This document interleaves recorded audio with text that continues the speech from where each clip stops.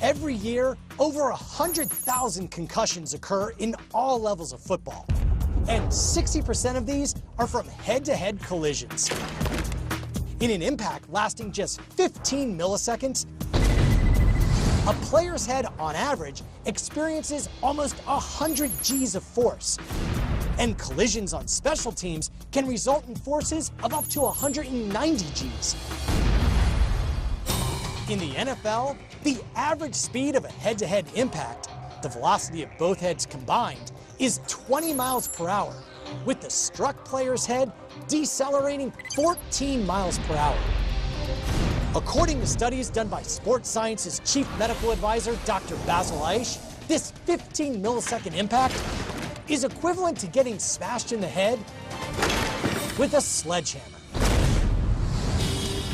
In the last 10 years, the average number of days a concussed player is out has more than doubled, and even improved helmet technology is only able to reduce an 80G impact to 40 Gs, still several times when an F-16 pilot experiences, and more than enough to cause a concussion or neck fracture. For Sports Science on ESPN, I'm John Brinkus.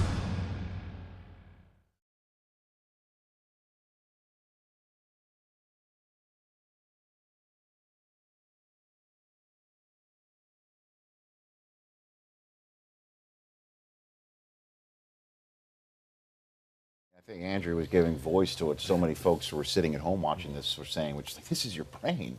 And it's sort of surprising.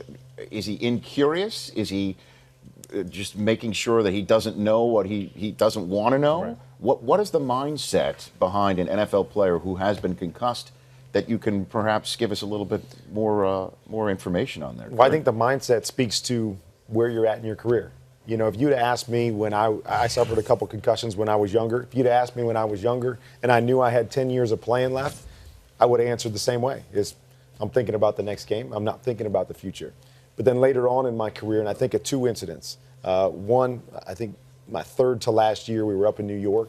I threw a pass very similar to that, and Anquan Bolden got hit, got knocked out on the field. And it started to make me think about the future. I suffered a concussion my last year playing, and as I got closer to retirement, I started to think, what's my future going to be like? You know, do I subject myself to those things? And so the mindset, I think, is completely different when you're a young guy. You feel invincible. You think football's the rest of your life. When you get closer to the rest of your life, that mindset changes. And I wonder right now, you know, because of the things that I suffered, what will I be like 10 years from now, 20 years from now, or 50, like Hayward Bay said? Kurt, there's a certain fear when you lay on that carpet. I've laid on that carpet like that, and I've had to be carted off. And there's a certain fear, wow, will I ever move again? Will I ever walk again? Now, when I got up, I went to as many doctors as I can find to try to find one that said, okay, you can get back on that football field. How old were you when that happened? Well, I was at the end of my career, and I've had, I had great success, but I still had that pull to get back on the field. We hear people all the time. We hear players talking about next game, we got to focus on the next game, and you think of it as just, that's what they do to keep focused. That's how you live. That's why, being hurt in any kind of way and not being a part of the team, it's a tough situation. Being on a football club and situations like that is just scary. Cause